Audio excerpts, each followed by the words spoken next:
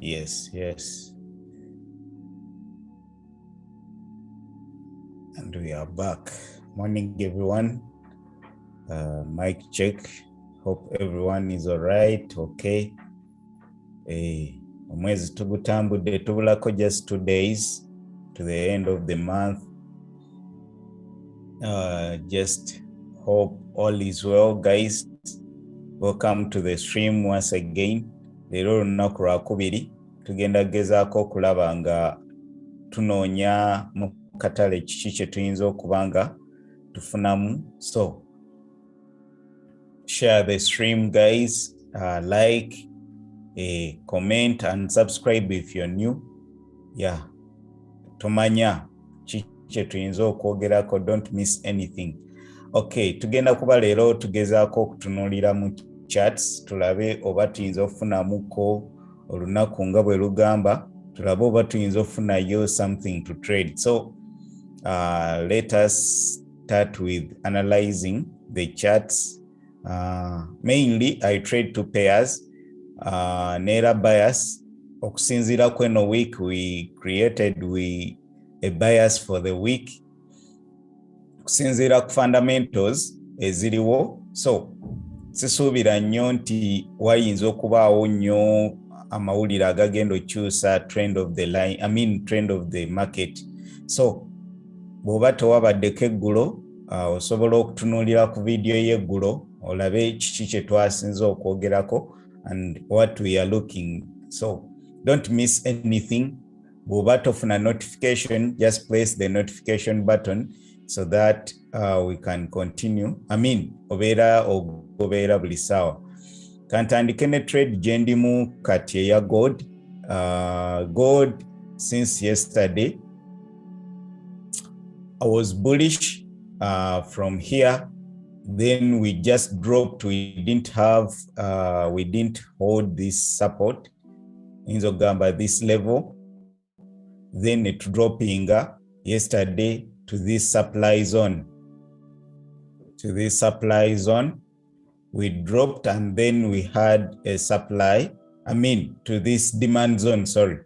Then we started seeing rejections. So I had an early entry on gold.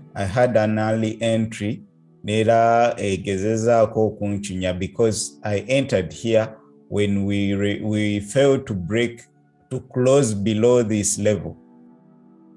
So gezaako kuwa trade gye tulimu oba gye ndimu. When we failed to close below here, we have seen several rejection candles, like weeks here.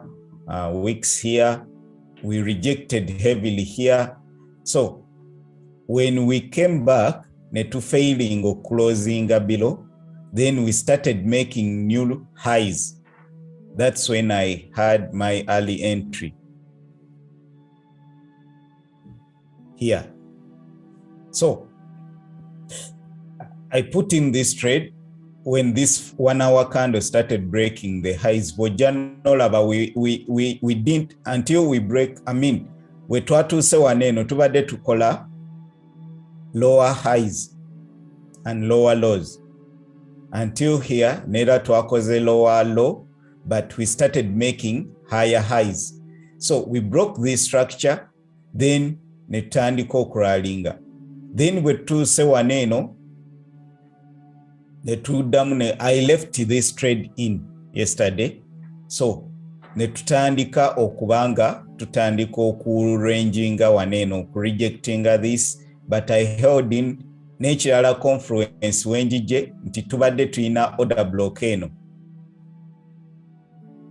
We had this order block nendowooza nti maybe bwe tubanga tukya holding this order block, when we are still holding this demand level, this support, we are still in the uptrend. Then holding, my stops were here, are here. So with still holding, it has been not so good. They are rallying nera with volume tubadde tugira. So I'm still holding this. ngenda kuba ndaba engeri ki. Let me try to show people abantu bayinza okugamba alimba tagirimu. It is here my MT5.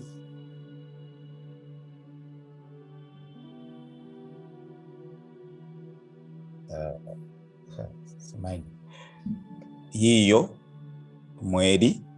So already ndimu almost I'm in profits. Yeah, I'm in profits about $300. So katulabe how it will move for a continuation. Ngenda kuba ntunuulidde wano eno, I expect some bit of rejection. However, if we just pass through it, ngenda kuholdinga. When my plan, my trading plan, like my trading management plan egenda kuba mbadde ngamba wetu breakinga these weeks. We are just breaking these weeks. Mbadde nakatandika netandika breakinga. So my plan was when we break here, I'm going to trail my stops to break even. Kubanga I don't expect price okuja breakinga this level to continue down. If it does, it means it will break below. So sagala kubera profits ateba breaking out. So, and if we start seeing some rejections here, ngenda kuba nera I'm looking to take some profits. So to take partials. Naye bwe tugiyita mbuyisi ngenda kuba ninze ndabe I'm holding kubanga almost I took a full risk. So I took the full risk. Sagala kwongeramu more trades, scaling in until maybe I see, this is what I'll see. I'm still bullish on gold, very, very bullish on the higher time frame, although bolabo mwezi gubadde very bearish weekly.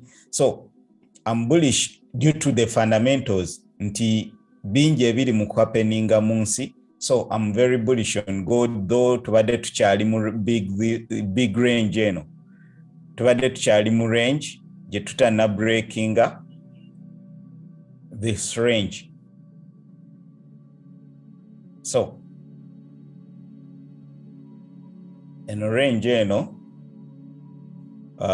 ate siyoka bw'ojja neera n'ogezaako okutunuulira on the higher time frame. Like if you zoom in, olabira ddala nga gold ali very tali proper nga bwe tubadde tukola ki tumulaba ennaku zino eno oba bw'atera otambula. So we are in this downtrend. Ekisookera ddala tuli mu downtrend. Then we are trying to get support okutandika okukola ki okurallinga. However, we are still failing to break above to major structure levels. So kati I'm trading these small time frames, these ranges mpola, not with high risk. Naye ngezaako okulaba nga I trade these ranges at least okulaba nga moving with gold. It is my pair almost only. Naye ngezaako okulaba ngeri ki gye nsobola manipulating oba okukozesa gundi this advantage of these lows. Buli we tugezaako breaking, I try to buy the lows to continue to these trend line levels. So nsuubira tusobola okujjako wano waggulu, then we continue. Bwe tuna rejecting kweno level, then I'll be seeing how I can take some profits. Nekirala kyentunuulidde nga bwe ngambye nti this level on the smaller time frame, on the 4H ekyali solid. We have clean candles here. So oyinza olaba nga traffic. However, when I go to the small time frame, especially on the 2 hours, olaba nga waliwo this level eyabadde it was resistance, it was support here. So it was support here, then nejja nebeera resistance after the breakout. Netukkirira waneno we twajja this week, this institutional candle eyatupushinga to these levels. okulaba nga twa rejecting yesterday ne tukomawo wansi. So when we are moving up, we had resistance here, then we had support to continue up. Kati when we came back, we just broke down. So oyinza okulaba nga tukola wet to continue down to retest these supply level, these demand zones wansi here. So kati chineno kyesagala kubeera caught up mweno trade when at least in a profits. So tunolira we are having double bottoms, maybe oyinza okitwala bwotyo.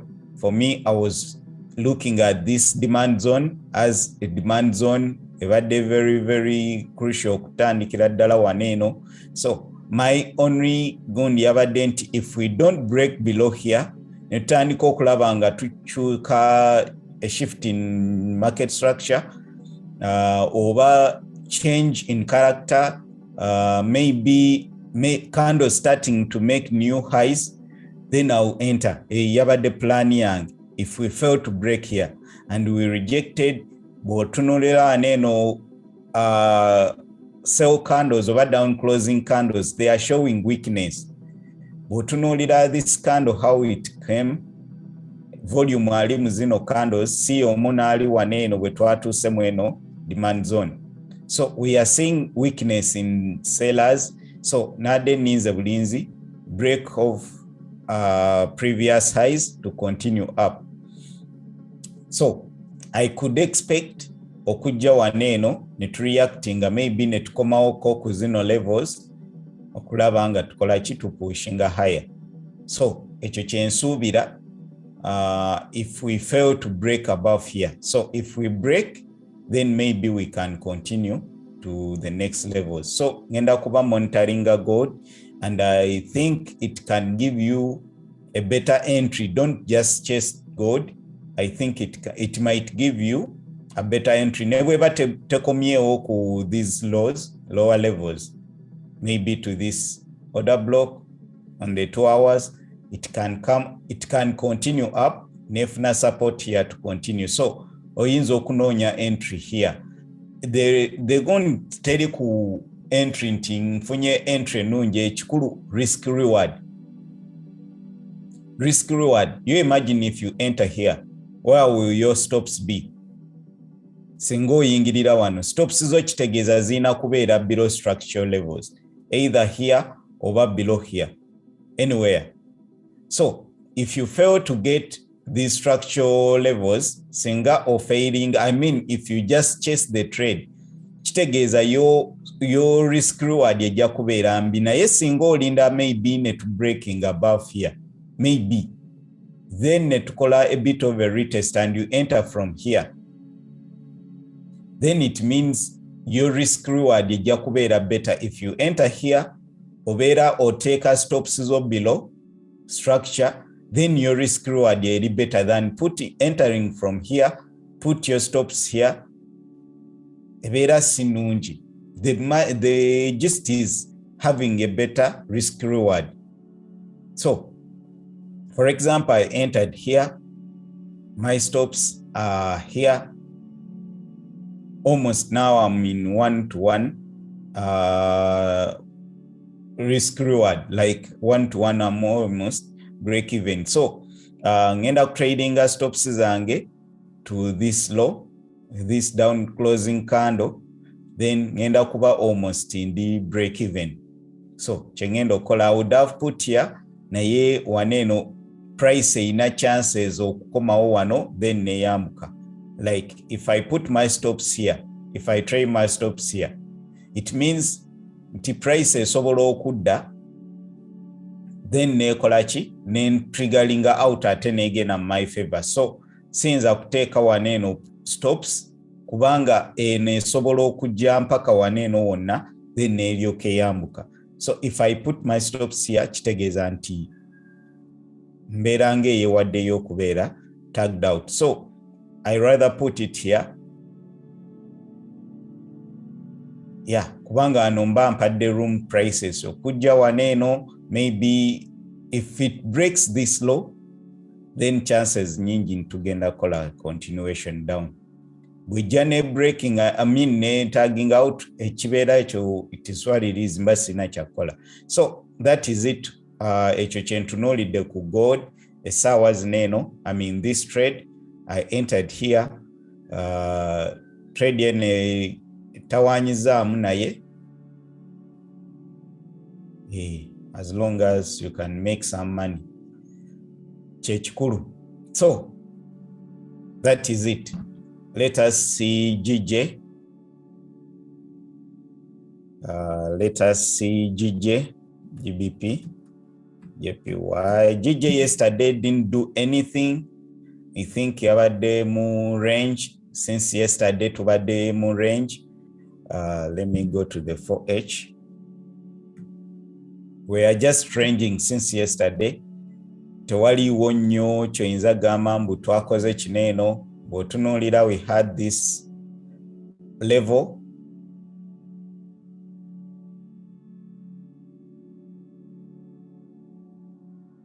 I'm bullish on yen quotes.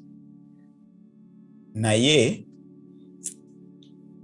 according to the structure, twagambye we have to look at the structure objectively. Bolaba, we are making higher, I mean lower highs.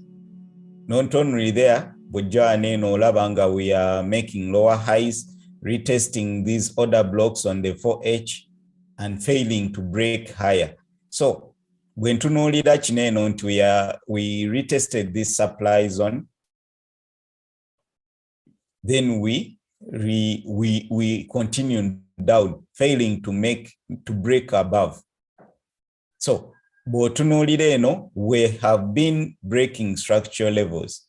So bwetubanga tukomyewo netugezaako okwambuka nera netukomawo in this supply zone, retesting these order blocks, kitegeeza, and we started then making structural lows, lower lows and lower highs. Kitegeeza ki nti we should be careful when we reach these price sensitive areas. For example, singa tuba tukomyewo ku maybe previous support levels, maybe order block areas. So not just inonya points of interest olabe nti maybe osobola okulaba nga we can get some good sales. So ngenda kuba ntunuulidde nga bwe nalaba how we can react from here. Kiki kye tuyinza okukola neeno, neera mbadde ntunuulidde nti maybe I can see some good sales here bwe ziba nga zimaturinze. For now, sina trade yonna mu GJ. Maybe if we continue higher to this level, naye maybe I can trade this if we continue higher to this level. So naye nga for now we are rejecting this level. It was a support level, then retesting, we are rejecting again, which means nti tuli mugezaako okulabanga access resistance. So on the higher time frame, ekyo kye tulaba we are building liquidity here. We have liquidity setting up here. So if not, so can we see a big push down before maybe continuing up? Naddala nga tukiridde eno waggulu. So ngenda kuba concentrate nze waneeno, can I get a trade below here? I mean, to continue down before we over anything. Now, if we break above and we retest, then I'll see if I can get a sell there. Morning once again, abatwegaseeko, like the stream guys, bobanga wakatwegatako, subscribe, bobanga oli mupya totwegatangako, leave a comment. Leave a comment. Ayingira buys ndowooza tekibeera kirungi awo ekituuse lwakuba GJ tetunaba kutulagambo esinzidde kuva eno wansi okugenda waggulu. Ndowooza saawa zino okutuula ku ngalo ku GJ kibeera okutuula ku ngalo kibeera kirungi obutapulesinga yene trade. Yeah, GJ of course toyinza kutekinga buys kubanga tuli ku resistance. For me, nange mbadde ntunulidde eno kandi okugamba yatuuse wano nepikingayo nga kalikwidde ku zino kandi eza wansi. Yeah. tuyinza okwambuka naye ate tesobola kwambukirawo nga tena bakusinziira kuva eno wansi bulungi. Ndowooza wano chances za sales nyingi bwe tuyiya ne tufuna sales wano. Bwe tupiikinga Equity waggulu ne tufunanga sales. Nange nandyagadde nnyo to picking like we come here, we fake out. Let me go to the small time frame. Joa, Malik, guys, thanks for joining up. Douglas, Louis, morning. Wilbur, Mama Francis, okay, Paulo, yeah. Leave mutubuze ko typing a morning, typing a yes, type something if you're on the chat. Tuberenga at least to recognizing anze binyumira omuntu bwayita erinnya lyange ekinyumira simanyi balala. Okay. This is what I would look at on the smaller time frame. Let me go to the 2 hours. We are still having trouble breaking this level. We are still having trouble breaking this level. So Nandi Gambia, let us get a confirmation. If we are to break, funa breakout etamenya mateka. Breakout etamenya mateka, it is simple. Funa candle, for example, this candle, a J collaborate, something like this. If you get such a candle there, then eddako na ye inabutamenya mateka, linda lower wick. Linda lower wick. If we get a lower wick, then we start pushing, breaking this highs. Chirungi. Ebiseera ebisinga abantu tebalinda breakouts ekikubya abantu breakouts ne bafuna fake outs. Bangi babuuza, how do I avoid fake outs? Kanigire katono nnyo aneno, we talk about fake outs. How to avoid fake outs. So, eno si hori grill, you will be faked out wakatale we baba bagala ku faking out. Tewaliwo other way baba bagala ku faking out, you get a fake out. Naye oku minimizing a fake outs. Zenandi Gambia, if you're looking for maybe a breakout like this, ebiseera ebisinga zijja ku breakouts. Wait, get a very good candle. A breakout candle, a very good breakout candle. Something like this. Then wait for a lower wick to form. Don't just buy here. Kweno kande dako. To buyinga kweno tugezeno wegira linde closing. At least wait for any candle to close, especially if it is a higher time frame. So, linda kande closing, then olabe eno kande soke ekole lower wick, meaning nti egenda soka kubeera something like this. So, bwe soka nekkirira bulungi, as long as it doesn't break the low of this previous candle, wonna the lower the wick, that is the better. Kitegeeza buli lwekola bweti netandika okukomawo, then nereka wick eno empanvuko like this week, kigenda kubeerera kyangu nti bwetandika okubreakinga the highs, te breakinze the lows naye breakinze the highs, kitegeeza it is in a continuation phase. Kati yeneno gwe, if you buy here, it might continue down. Naye bwe batekoze ekite breakinze this low ne breakinga this high, chances nyingi ezo continuinga n'okweyongerayo. Yengeri emu esingira ddala if you're to avoid fake outs. Obutabeera n'oyingira abasinga bagamba breakouts simanye support resistance back faking out because you don't know how to trade them. Naye if you wait for this lower wick and you enter here, then it means you can even put your stops here. Kubanga eno kando wedda ne breaking its own lows. After breaking this high, chances nyingi oku breaking aneno low. If you don't, eno ye aggressive stop. So you put your stops here. This is aggressive. Then it means if you don't, you can put a conservative either here or here. Kweno bw'olaba ewali lower week mweyo setup tugeze here kitegeeza if you see this kisinziira ne ku range ye eri etya range gyoyagala okutradinga. So if the range is bigger, you can give your trade a space to breathe. Oleme kugikola ki n'ekirala to trading range emataringa kubanga range eyo bwebanga waliwo liquidity, for example liquidity tubadde tulina weeks one eno something like this, kati najja na setting up here bayinza okujja ne ba taking out liquidity then ne bakola ki ne baku stepping out. Naye gezaako okulaba this doesn't matter, tojja kugamba nti enesobola okujja ne taking out liquidity ne yeeyongerayo ng'enoonya this order block. So you can trade this range bwebanga erimu pips eziwera kyengezaako gamba. However, if you wait for a breakout and then you wait for the next candle to make a lower wick, then tomanyi oyinza okuwona fake out. Then n'ekirala eno kande breakings etya. For me to look for a breakout, a good breakout, njagala a breaking at least only a third yebeera waggulu.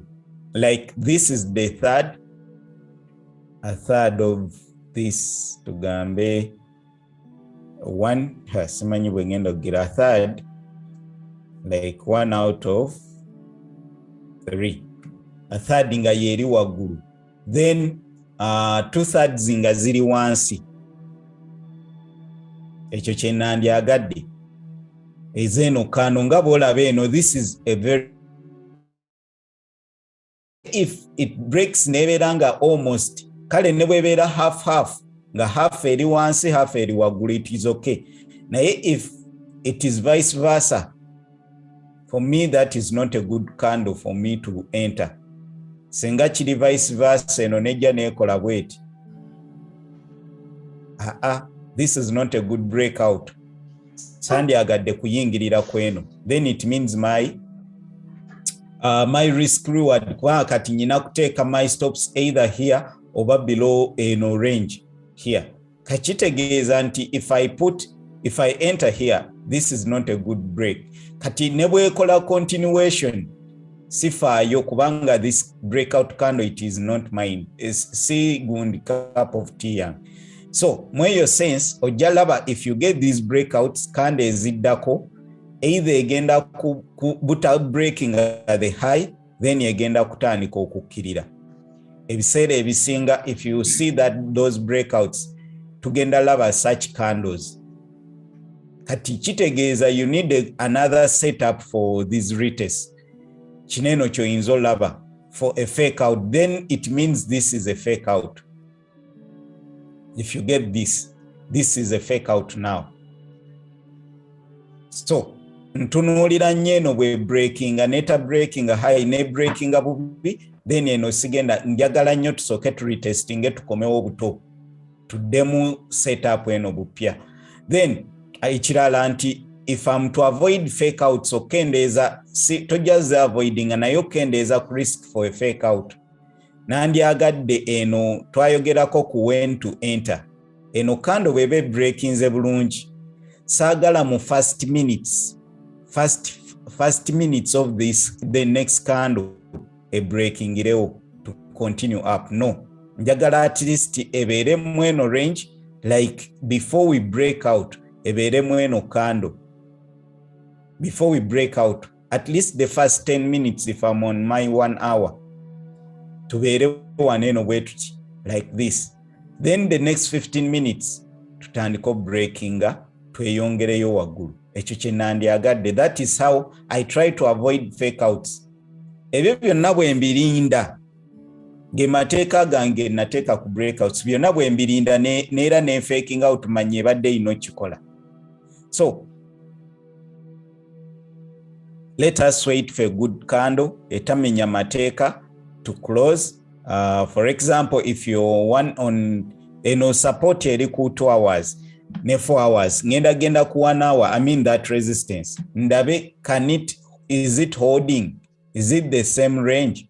For example here then I just adjust this if I'm trading these supports and resistances.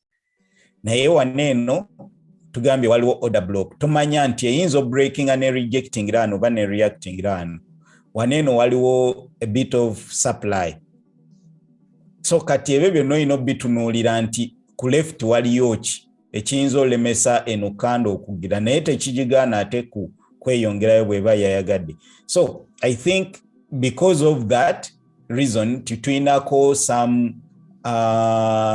breaker candle oba up closing candle sandyagadde kugenda lower time frame kubanga aneno waliwo issue nera bw'otunuulira this is the order block I'm talking about gye tusobola okurejectingirako. Nitira ekintu kyali kisinga kuntawanya kwezo breakouts kyali kya kwagala pips nyingi. Jukira breakouts obeera oyingira abasajja nga bakufu bali mu kukuta planning okuvaamu gwe bwe oyingira breakouts. Jukira wali abayingiriddemu eno move eno wansi. Kati nabo oyagala ku holdinga kinene ku breakouts chance enyingi kukola reversals zibeera nyingi. Yinza ku breakinga ne kwa pips 10 15 23 ne komo okuli testing eno wansi. Yeah, because breakouts are in most cases retested. If you get a breakout,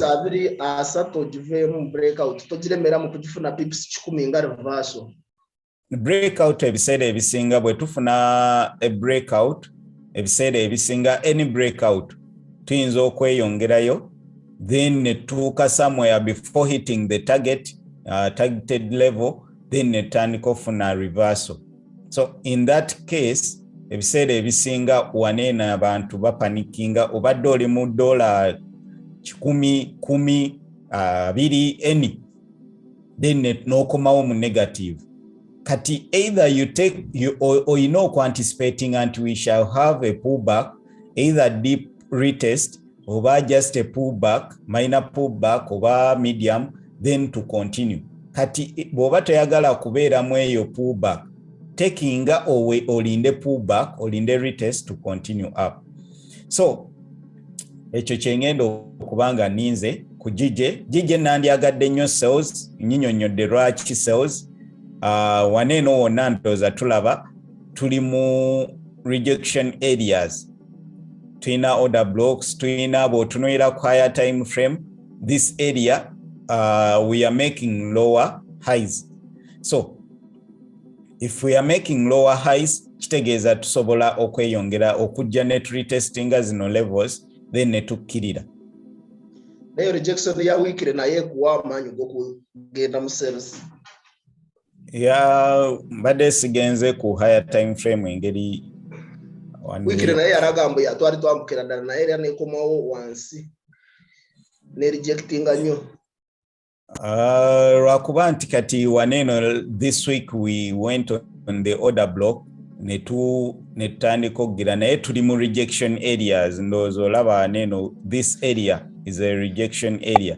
So badde ngamba jije olaba mukulu Bashir webadde ntawanyiza weewo kati eno kandi ekulaga mbu yatuuse no wansi ne testinga bulungi nga bwe twagala okugenda mu buys.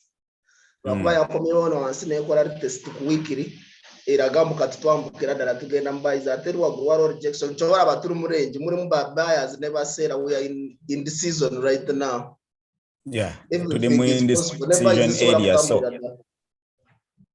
oyinza okwesanga nga tufunye this weak fill on the weekly naye nga ziyinza okubeera enzibu kyova olaba tunula nti how can you take this advantage bwebangeze safely kubanga eyinza obutakuwa tuyinza okujjaana eno netugira maybe neturejectinga next week oba netukola continuation liquidity nasigala netakomawo eno wansi with this retest of this order block oba kyoyinza okugamba nti retested this previous resistance breakout net retesting we can continue up on the weekly.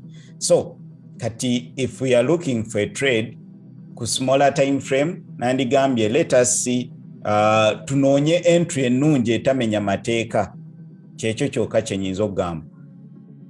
Look for a good entry nga topanikinze topapye kubanga you can get a fake out. So this 1 hour webulako just 18 minutes to panicking anoga ng'olabe evudde eno yonna egenda kulinnya tekitegeeza ekyo esobola okugaana nejja eyinza okuclosinga bweti eddako negaana. So we shall be looking at that. Tulabe ki kyeyinza otuwa. I'm going to be ebyo bintu byali binyiize ebyo nga bikukemakema awo ngamba nayingidde ddala ngamba nsobola kufiirwa eyo muvu. Ndabe gold kyaliko mbadde namuvuddeko dda. Okay, let me see gold. Yeah, even gold is trying to push from this level. So kyekino kyemba njagala nze, either we see a rejection oba tukole ki anabesinze kweno demand zone okubanga ndi mweno trade. So neera nsuubira nti since I'm bullish fundamentally, nsuubira gold ayinza obutatuwa chance bw'anaatandika breaking this channel. Bw'anaatandika breaking out ayinza obutatuwa chance for entry. So buli opportunity genda bayo wabadde buys wazikomezaawo. Sagize na kasita here I had entered. Kasita nagize ne ban stepping out because I had entered with a small lot. Kasita nalabye nga tutandise breaking out wane no ne tukomawo ne pre-testing, they stopped me out here. So nenkivaako. I didn't enter these sales kubanga already bias yabadde mu buys. Nenkivaako nenga kaninde tutuuke mweno demand zone. So we are here. Kati ninze ndabe if we can reject here, then I take some partials. However, singa to breaking net funa support kweno level, then nenda kuba trading stops. Ngezaako kulaba nga holding and taking as much as I can out of this trade. Sigenda taking partials mangu nnyo. Posing endaze nti reversing. Naye kati, yeah, so far so good. So far so good. With momentum ajja tulimu kuyingira London Open, kitegeeza volume eri bamoyinza bwe natunudde abantu kirala ekintu kyembadde nteranya okwidentifyinga soko ogende kijje katono. Otuba tuyingidde nga saawa 3 nga tugenze nga mu London session norabanga eyo kando ya move eno egenze bwe batinga togibaddemu oba tewagiyingidde chances zo ziba ziwedde, kitegeeza London session ogimisinze no kando tesobola ate chance ntono okuruvasinga ate okukomawo eno tugende ne museries ofune move ngeno. Kitegeeza omuntu atayingidde eno move eno wansi oba ku breakout oba wawona gwe London session wagimisinze tojenyigira mu wedding. Kati nganze stress genda ku trading London session ngifiiriddwa lwakuba eyo move tesobola kubeerawo emirundi 3. Anti kati abantu kye batagira. Okay, Zach.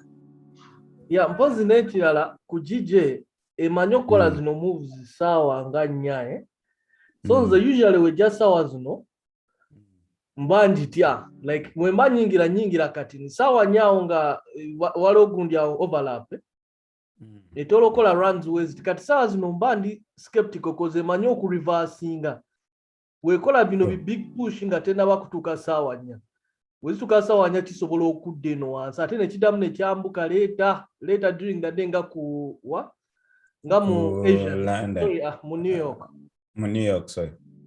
So zino moves oba tozikutte, of course nze njagala nnyo impulse neera kati bino bi moves mbiyingira nembivaamu. Okay. So, okay, just nze kyentunuulira ebiseera ebisinga ebeera tuwe katono nti bw'obanga gundi etambula GJ oba yonna gundi yonna gy'oba omanyi nti GJ y'emu ku pairs esingle trading bw'atebeera nnyo terimbu eri mu New York session biki no naye y'emu ku pairs esingle trading bwa mu these speculative pairs. Kitegeeza bw'ebanga ekoze move mu London naddala London ng'eopeninga, kitegeeza maybe if we push higher wajja kubaawo chance for me, I believe, nti ekola retrace so that it can give the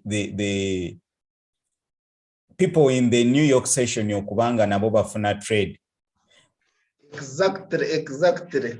So ekyo kintu bobo firidwa anti omuntu nali nteranya okuraba move nga mu Asian session no gamba nyinza obutafuna move nga mu London session yebo ewayo chance buli muntu ekora retrace okujja ko barwa akatale kabera nga turi mu trend line nga tumuvinga just high ne kongereza ko bongereza naye bwe tuba turi mu zino nadala nyo range okuretestinga ku breaking out resistance bichi ekuwayo just chance yokudamu kuyingira mu katara akarana chance yebera nebweba ngeri mu trending up tugeze yona gundi jo trading ebiseera ebisinga 4 hour candle ya bwe tugeze twambuka 4 hour candle yesawa mu Ugandan time sawa 5 okuva sawa 5 mpaka sawa 9 ebiseera ebisinga ejja kuwa pullback eyo candle eyinza okujja bweti nekola lower week tugeze twogirya naye musawa esembayo ey'omwenda n'eryoka pushinga kati ku smaller time frame tugeze kuwanaawe ejja kubeera ng'ekuwadde pullback entono eyinza obutaba nti retrace komawo ku breakout areas naye ejja kuwa this format kati mu sawa tugeze kuwadde eno sawa tugambe this as sawa 5 then this sawa 6 oba eno sawa 6 ebiseera ebisinga sawa 6 ku 8 ekole a bit of oyinza okugamba nti eyinza otandika okulaga weakness oba gundi this something like this ku sawa 8 then ku 9 nekuwa kando netandika oku breaking out kino jja kiraba nnyo ebiseera ebisinga kyobula ntera nnyo timinga ku sawa 9 for entries 5 miss the London session I go to kubanga New York session yebe etandise okuopeninga ojja laba this thing kati bwe tweyongerayo sawa 10 ng'olaba we just continue so kati gwe bw'oyingira waneeno sawa meka olw'okuba olabye continuation oba you buy n'ogamba akambayinge this oyinza okwesanga you frustrated ate neemala neeyambuka ebiseera ebisinga we get this kati ku 4 ekyo ojja kwesanga ng'eri bweti twambuse ne twambuka oba this is one kale this is eno ye 4H eyaguddewo ku 12 eno ebadde ya saawa 2 then eno ey'okusaawa 6 mpaka 8 9 10 eno esooka nekola wiiki wansi n'eryoka eyambuka kati ojjasanga wiiki eno nga mpanvu almost overlapping this kati yeno pullback eno jojjolaba kweno kando ebiseera ebisinga eno wiiki eno ekuba nnyo abantu eno pullback kubanga they continue buying kati for me if bwe ziwera saawa 6:05 kitundu nga sifunye trade I just give up nengamba kaninde bwe yeyongera n'erinnya yemanyi bwe gira nempa this pullback just kumanya session na trade yo ne pair yo diretambula kantunulireko katono ku US30 then tutandike tulabe oba tunafuna more trades oba more gundi even n'ekimu ekirala ku kyetwayogedde a candle with this week it is a rejection week rejection nga ndoza tujja kwogerako difference between a weak fill and a rejection week buli we tubeera ne area of interest nearer eno rejection oba tujja byogerako someday tujja funako time katulabe US30 then tulabe oba tunafunayo ku trade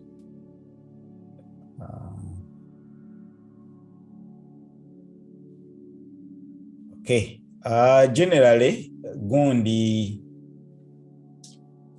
stock market twagambye nze subira okufuna these push up so at least eno week tuyinza okulaba nga continuing okulaba until maybe NFP maybe okuddamu okulaba. So I think we can push to these levels. Tuyinza okulaba nga continuinga with these breakouts to the higher structure levels.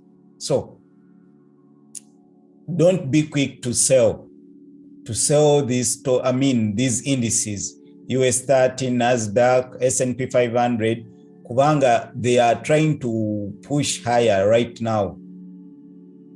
They are accumulating for more sales, naye okusinziira ku gundi tujja laba those dead cat bouncing nga bwe twagambye. So tuyinza okulaba consolidation mu these supply zones, naye bwe tu breaking oyinza obutagisanga. Ate don't be quick to kyengamba to sell and to buy, kubanga ogenda kulaba zi manipulations. Funa confirmation ennungi. For example, after this you could enter here ngo adjust accordingly kyenyinza okugamba. Gezaako situnulira nnyo gundi, naye olw'okuba so many people are trading US30 here, bangi aba trading NAS, kyovola ngezaako kuwa kigwe a trading kiki kyewandibadde okola ki otunuulira. Bw'obanga trade yekulese, wait for a pullback. Ze kyemanyi for this, if we get a confirmation mu pullbacks like this, ebiseera ebisinga ojja kwesanga nga to making a new highs. Kubanga waneeno, this was the last point of support. Tetugi breakinze, tuze netu maybe netu rejecting and netu picking out liquidity or retesting this order block, then netufuna push up.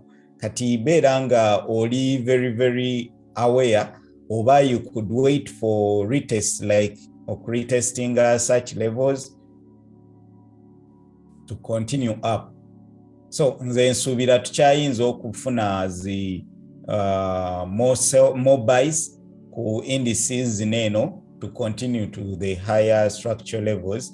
Wadde tetujja kugira tuyina okufuna more sales in the future, maybe next week. Na yeno week, if I'm to play indices, I would be playing buys. Kyekyo kye nandibadde nga ntunuulira. Nadde njagala tunuulira ku Bitcoin structure katono nnyo. BTC Bitcoin. Let me use Coinbase.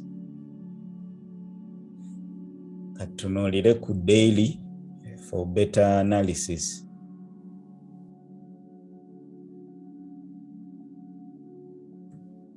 Mr. Bashir ngo kyatunulira kunanka nezo nayenze ekintu kyasinga okundemesa ezo indices oba stocks okuzitrading. Abantu bangi babeera ne bias ya buys kati kinengere gye bakutocharingamu ne sales.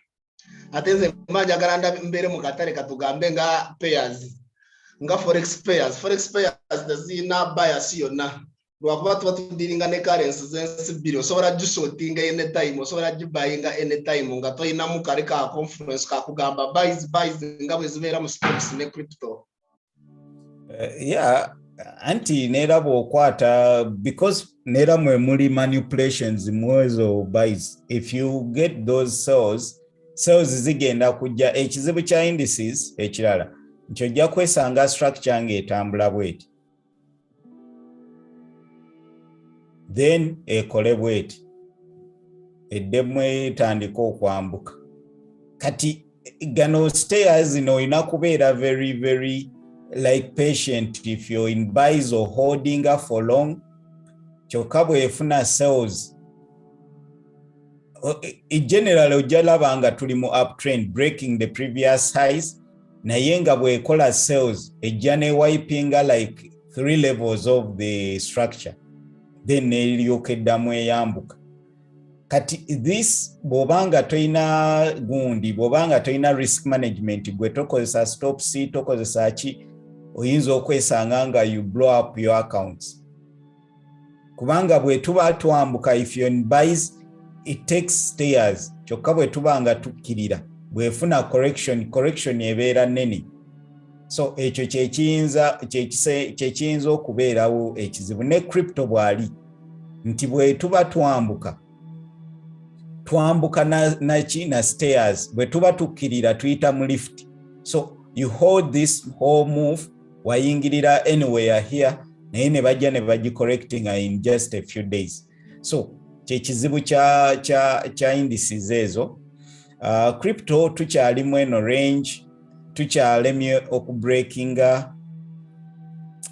Crypto ali mu solid state. Bwe tuyina okugamba nti tugenda kwambuka, for now at least tuyina okubanga tubreakinga emitwalo 2,200. We have to break this level oba bala 2-3. So singa tu breaking ano ne tujja, we can retest emitwalo 3 sinakindi 2,800. My target if we break 2,800 ye target yange ku crypto ku Bitcoin. That is almost 50% ku price eriko kati, almost 50%. So bwebanga Bitcoin ekoze 50% mujina emyezi nze kyensuubira gina 2 oba 3 egiddako, kitegeeza tuli likely okulaba coins ziri endala nga zikoze even ×2 ×3, non financial advice.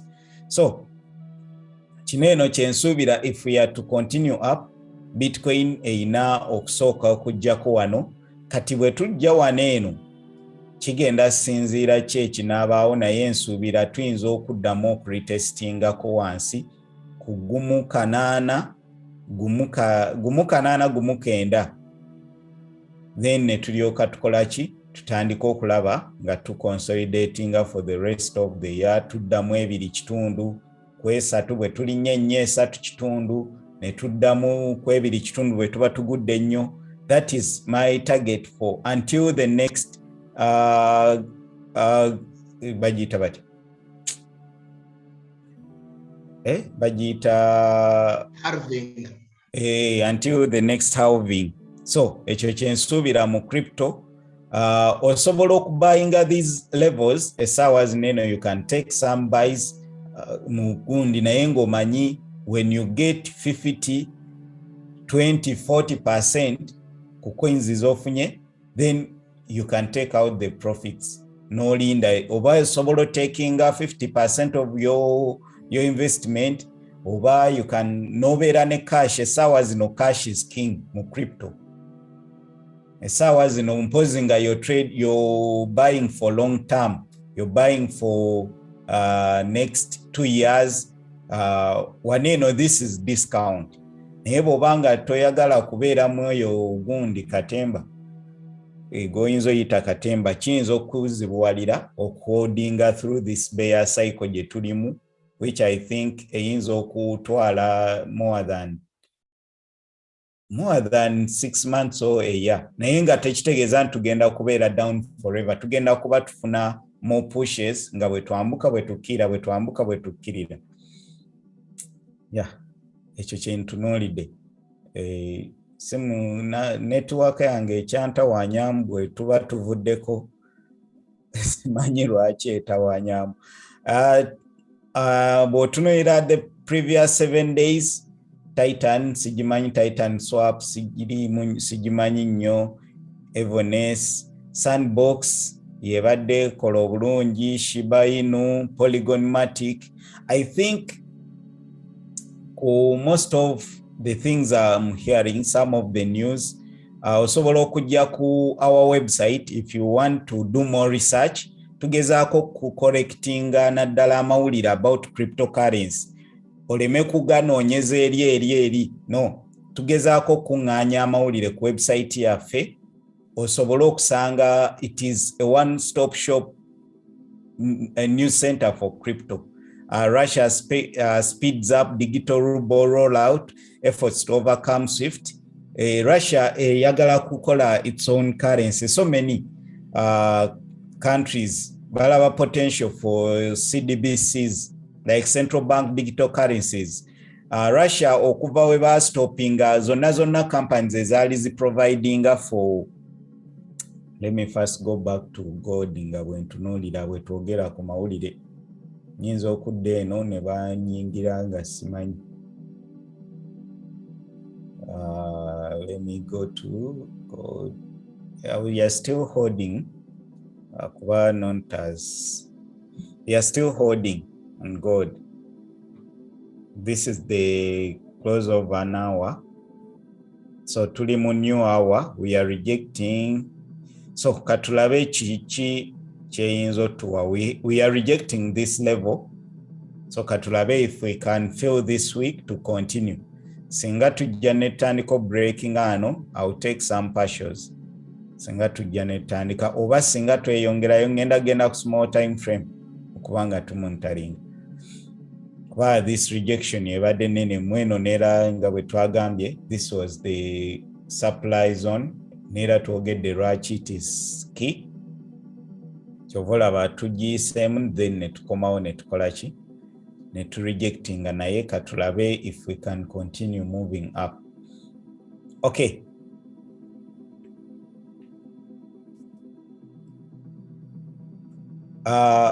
Kyembadde ngamba nti amawulire osobola okujja amawulire gabeerawo wane eno tugezaako oku-updatinga so many news. Tewaliwo kye weetaaga, just genda ku Blocfiafrica. It is the website is here. This genda yo wane eno, then ogende ku blogs. Let me maybe copy it. Let me paste it in the chat here. Let me paste it in the chat.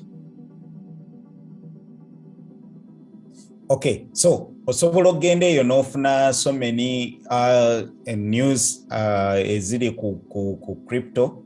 So tosigalira mabega, tugezeeko okulaba nga tutambulira wamu. That is the website. Website yaffe ndowooza yekyasinze. Waliwo bwentera nnyo nange kwetumikiriza n'ensakinga amawulire ga crypto awalala ne gambula ne gantawaanya. Ate bwegenda wano nga sangako mu full swing. Buli limu ly'oyagala ly'owulirako libeerako waneeno. Wano obeera ng'empologoma ze balunda wano mu zoo. Tenoonya byakulya bakisulira mu busuulizi, naye ate gwe oyagala kuyiga genda onoonya amafumu ogende owetawaanyiza ki nga wali lwaki tobeera mu zoo n'olya bulinga kuyise.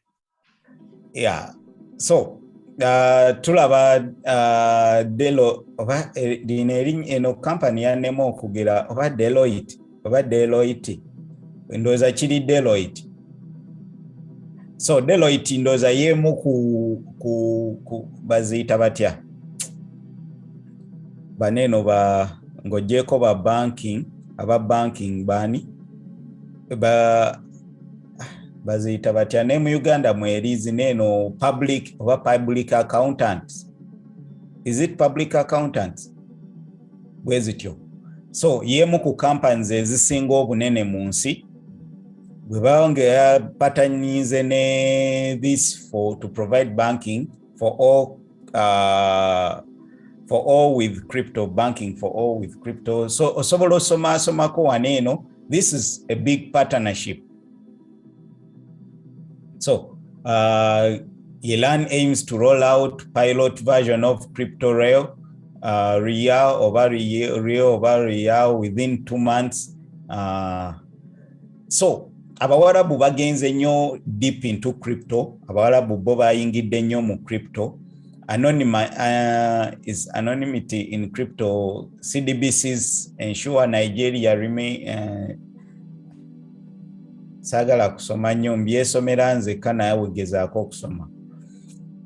Latin Americans consumers have crypto experience. 90 bagamba eno Mastercard yakoze survey over 51% of Latin Americans, meaning those are Mexicans, abalala bebani ba Latin Americans. Latin American memorials Brazil. Brazil, Chile, Uruguay, ezo zonna. The South Americans. Osanga abasajja nga Ricardo, Rivaldo, Rukundo. Sajago yagalisa. Ne Rukundo. Ati bwembera ku boda za Brazil tebambuza passport yeggwanga oba kunyingira bagamba Ricardo rayitawo, Rivaldo yitawo, Rukundo. Tugenderamu. Anti Ricardo ndoza Rukundo bakijja mu Ricardo. Bank of Russia mpozi kyenalabye waliwo mbadde ndabaka video bagayi hackers abamu ku hackers abasinga mu nsi bwe bayita anonymous let me use black anonymous baweereza video nga bagenda ku investigating anonymous hope kubulako leta ki ai oba teriiko banaye ba English speaking be bagobye mu gundi be bamye omusaala mutuwabulemu byonna kyekimu okay so nawe toyagala bintu bya kuspelling oba lwaki simanyi oba tirugenda wala basayansa kyovola ababongera sente tebemenya bakola byangu okay nalinda abatepuza Mark Douglas nakola ensobi nga wandikore namukorectinga namugamba tonkorectinga mukifu kyokulowooza kunkorectinga lowooza ku byenkugamba yeah people oli agamba tamanyi na spelling asijja biraba malokulaba gundi spelling tetuwa sente mu katale. So this group yemu ku group ba hackers abasinga mu nsi ndowooza they have hacked so many websites we bagamba lwakuba they are just even they are paid to okulaba waliwo kye tuyita okufuna bad bugs mu software so gwe mulimu gwabwe mainly tugeze government yeyinza obaga tuli mukola this protocol by this they hack into that balabo baba sobolo breaking those firewalls they build security firewalls something like that so they are one of the best hack groups teri malicious ngazi nendala so bagambye bagenda ku investigating Don Kwan or Telaluna bagamba people think he embezzled so much money over $10 billion bagamba nti almost every month yali ajja mu Telaluna $80 million every month kale bomulaba guy yali bisaati naye yagaggawala just mu mpola so bagenda mugira yemu ku headlines zendabye eziyinza okubeera zikola amawulire mu crypto this week naye nga amawulire gezaako gajja wano ntunuulira waneno ku gundi ndaba bitcoin ndaba gold ndaba dollar byonna byebimu sente zajazireka ku blockchain neera wallet ziba ziraga transactions ezo transactions enene zibeerako several people can okay simanyi bwe babikola naye they know olaba bamanye ya Cuban bamanye ya Tesla people can identify this website this going through blockchain data so they can know they can analyze blockchain transactions then ne bamanya nti waliwo abakazi ndoza byonna bayabicalculatingana wari omusajja olugwe bagamba mbu yaba biliyoni yali aba biliyoni bameka mu crypto naye omusajja yagamba omuntu asobola kuba biliyoni mu crypto atatereke wallet yo ku internet ngeri live ate nga waliwo cold wallet n'agamba ensonga erimu egumba teri musiru wabba sente ezo ku magezi gabeera nago ate n'abeera musiru kutuukaawo waliwo hack emu ekyasinze obunene gye bayogerako mu crypto yabbibwa abawala omusajja no like couple badde nkugambako naye neera baamala ne babakwata bazitereka bwe batandika ozisaifolinga like ne bazitandika ozzozaamu waliwo zigundi ezimu like you can try to mix up transaction n'ogiwashinga nebeera nga tosobola kumanya transactions ngeri gye zigize naye neera baamala ne babakwata naye they disguised ng'omuwala yeefuula abeera ku TikTok. Someone might ask Rachi, you don't take this trade here. Kubanga in a week, nze sobola giteekingirako trade this week. Nze week gye mbalirako n'okurejectinga ngende mu sales mu New York. Yeah, so bwe sisobola taking a buy one after this week rejection. So maybe if I get a pullback, then we continue. Oraba kiri kye tubadde twogerako mukulu Bashir. Kati yo eri move bwe yatandise ng'ekyamuse bwe batyo wali ku muranda n'ing'etandika kitegeeza chance z'okuyingira zo zibadde zaaweddeyo ddala kuba kati bw'oyingirira wano tegenda kwambukira ddala kutuukira eyinza okurijectingirawo waggulu nga eddemu ekole pullback mu New York. True. So ekinene ennyo bw'ebanga eyambuse ejja kutuuka eno olabe nga ekola di pullbacks.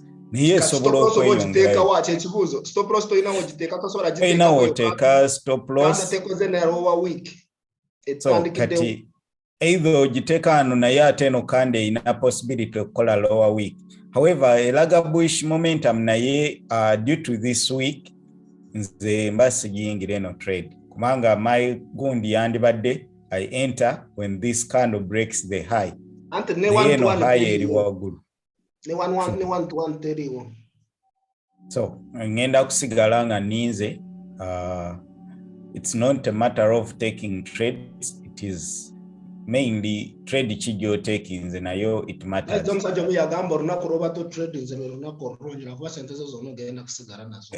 Runaku robala. Omanyi bwe nalaba trade ezisingibwa okuluzingibwa ezisinga okusumbua ye trade wotamanyi stop loss weri no buying and buying nga stop loss teri calculate. Ate nekirala mukulu zaka kyabadde agezaako okwogerako okwata stop loss n'ogiteeka awantu gwe w'oyagala lwakuba toyagala giteeka mpips nyingi lwakuba kati bwe tuba tugenda mu mateeka ga stop eno stop erina kugendako eno kando gye babreakings eno wansi. Exactly. Kati gwe bw'oba oyagala giteeka wano lwakuba oyagala kuyingira trades you are following a plan or following a feelings zo kyekisinga okuleeta obuzibu mu trading. So either you wait. For me, I'll just wait. See, guarantee you have to put in a trade. No, let us see. So Nandi let us wait a bit. Patience pays. Mu trading patience pays more. Kumanya kiki kye wandyagadde okulaba n'okirinda then nekikola ki nekihappeninga. So let us wait for that. This is our gold trade. Gold alabika rejecting kweno level. Ngenda kulaba ngeri kijenji managing because it is failing to break. Maybe eyinza okuba egenda kola retest back like either kuzino levels or eno wansi. So labika ngenda kusooka taking partials. Because it has made a lower week, now we are seeing, the upper week, now we are seeing. Let me take some partials. Then I'll wait for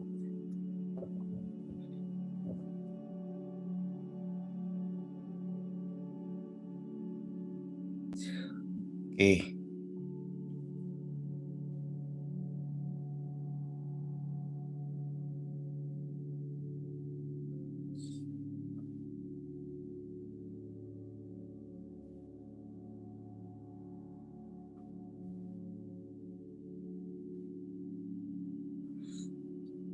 Oh God.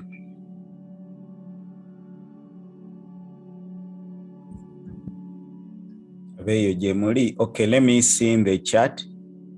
Let me go in the chat and see Chechiriyo.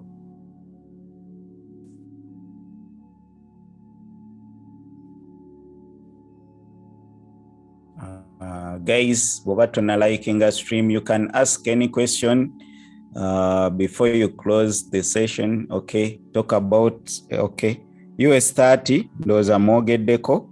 Aliwa abadde basaba US30 morning. Yeah, anonymous. Elinya spelling najituuse. Okay. So South America, anonymous, was how do they know such transactions? They just look into Gun. I love the energy, Bashir and Lukundo. Thank you. CEO, younger CEO Btcusd. Thank you for appreciating like the stream, guys. Bobo ina choyagala US30 tujogeddeko.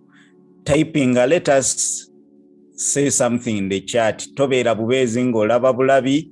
Typing yoko sanga bo typing ekintu kiyinza baako kyo typing just kulusem waliwo abagalayo energy the chiga energy. Yeah. Sawa zinobwere mukutuyana rwacho tuyana rwacho torinda trade nunji. Yeah, these abantu babagamba mu breakouts tezikola naye you don't know how to use them.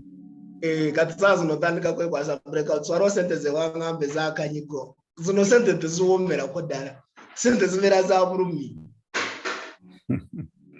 Let me first trail my stops ngire ndabe kigenda mu katabe. Omanyi wenali nakatandika nga moves ezo zinchamula nnyo nengenda nentandika okupractice nga kyebayita impulse nga kubanga waliwo namalako omwezi nga loss zenfunye zonna impulse buli wentekako impulse ng'ekyuka. I think I took like 3 months nga I'm practicing impulse kyokka nga tewali kirala nentandika kati zino moves osobola zikwata naye ziba risky nnyo. Kubanga ndowooza eyo nanga ni eyo mukulu zaka yayogerako grid ndowooza ebeera nnyo mu babigina naye bw'oba omaze omwaka plus ng'okyalina omululu mu trading oba tonabakolaba. Otuuka no ekizibu nze ekyensuubira ekiva ku taking these trades like trades ezitali proper kulowooza nti you're missing FOMO. Ate FOMO eva ku over expectation. Kati buli lwoba osuubira nti leero oyina okukola sente enkya oyinza like you're trying to take any trade, you try to just pick any trade kikuviirako kubanga even you enter not good trades, like you just FOMO into a trade. Ebiseera ebisinga nange buli lwembeera ne FOMO I do bad trades. So ate kirala mukulu Bashir nze ndowooza grid egendera ddala ne revenge trading. Omuntu katugambe gyo yabadde mu drawdown aba ayagala komewo leero okukomyawo sente ze. Kati zino trades zonna abazitekinga mu ngero ya grid I know omululu gw'okutekinga trades ate nga is doing even revenge trading indirecting nga naye takimanyi. Yeah, true. Kati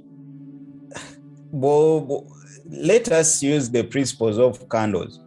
Candle ezebweti eno bwekola bweti kandi eddako okubeera high probable girabe either waneno woolabira zi fake outs ebisenga bwe tubadde twogera eno esooka ekole week. Kati buli lwefuna this candle beera very careful, very careful okutaking a trade. Either eno esooka ekkirire eryoke eyambuke. Kati kigenda kuwa neegundi nti kale eno wiiki eno gyekoze bw'oteekawo stops zo chances zibeera nnyingi nti in case ofuna range ew'okuteeka stops kyekisooka ekyo kitunuulire. N'ekirala eno bw'olaba eno kande eno bwe breakinze ndowooza mu ddakiika ezisoose 10 ebadde emaze obreakinga tewadde na wiiki wansi.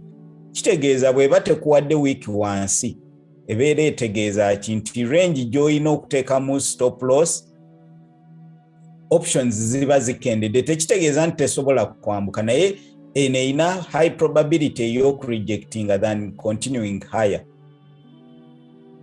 Erina probability nene ey'okucontinuing singa ebadde ekuwadde wiiki wano wansi something like this. Kitegeeza nti eno kando anywhere weegira wetandikira breaking wano waggulu. Then you can put your stops here below this week. Kubanga bwetandika breaking its own low oba kandi eddako bwe breaking at this low, then kitegeeza we are breaking structure. On the smaller time frame oba 1 minute, tewetaaga genda ku 1 minute kumanya kino. So bw'ogenda ku small time frame ojja kusanga nga kando zineeno zibadde bwe ziti. Let me use this. Something like this, smaller time frame, then netandika okufuna, you can find that maybe 5 minutes over any minute any small time frame ojja kusanga nti then tutandise okukola bwe tuti. Kati eba eforms a resistance, oyinza okwesanga nga rejection ziri bwe ziti 5 minutes over ku 1 minute, something like this. Kati eno ekyoli mu kwogera kwawo omuntu kasita aba amanyi candlestick formation kitegeeza ne structure yonna ogimanyi. Kati waliwo ng'ekisampo kyenteranya okuwa bw'olaba nga omusumaali ku ddeire wano bw'ogenda mu wano ekyo osanga nga guforminga head and shoulder. True, ojja kwesanga nga waliwo pattern eya simanya head and shoulder, kati simanya bw'olaba wano double oba olaba double what. Kati bw'oba omanyi candlestick formation n'oba ogenda ku weekly oba monthly oba omaze buli kimu structure oba ogimanyi oba omanyi buli kimu. True. So nze nandiyagadde if we break below eno singa tutandika okukola red candle oba down closing candle ne tukomawo mu range eno, I'll be looking for sell kujije kineno kyengenda okukola. I'll be looking for sell. So enda kulinda if it does that nze sawa zino kyeri mu kukola singa emaliriza nga ya red mba nyingirirawo sales, naye lwakuba obudde bwegenda okikoleramu ate nabo tebumpa maanyi. Nze njagala esigale bweti, njagala esooke mpe week bullish candle then eryoke ereete this. Ndyagadde ekole bweti. So singa ekola bweti then netujja netufuna bearish candle closing back into this range. Singeno tugenda ne mu New York Open. Singene ekikola bweti even taking out this highs, then kubanga kati eneze taking Asian highs, kati tusuubira kola kikujja ku taking out Asian lows. Kyekyo kyoba osuubira akuba Asian highs and lows agala bikozesa nnyo. So we have taken out the Asian highs, so meaning if we close back into this range netandika rejecting, then chances nyingi ezokweyongera wansi. Eno kanto giraba ina chances eyinza kubeeramu ne chance ez'okuddamu kwambuka kasita eddamu nekola week eno wansi neddamu ne rejecting netandika kwambuka, naye kibeera kibi nnyo naddala ddala nnyo ku breakouts okuyingira kando nga tekoze lower week. Obeera wenyigira akasaanyi ku lubuto. Breakout etalina lower week si kirungi. Okay guys, like the stream, bw'oba olina ekibuuzo baako kyoyogera, baako kyotypinga, Saudi Ajati webale twegattako, mukulu wamala. The fact is trading is simple, easy when you ndowooza katulabe waneeno CEO kyabadde agamba, CEO agambye simanyi obwedda sharinze. CEO agambye trading, the fact is trading is simple, easy when you're disciplined. Ekisooka be with the trading plan. Kino nkigamba nnyo abantu, if you don't know what you're waiting for, you're going to do anything. So if you don't have a trading plan, nemukulu wamala ayogeddeko point y'amaanyi. Abadde agamba mu kifo ky'okulwana okuyingira eno trade mu ddakiika eyo, olwana engeri gy'osobola ogiyingira ng'ogikoleddeko okoze amateeka g'okugiyingirira ku eyo move ennungi. If you don't have a plan, just gamba kola gundi yo gambe, if I don't see this, I'm not going to do this. Simple. If I don't see this, I will not do this.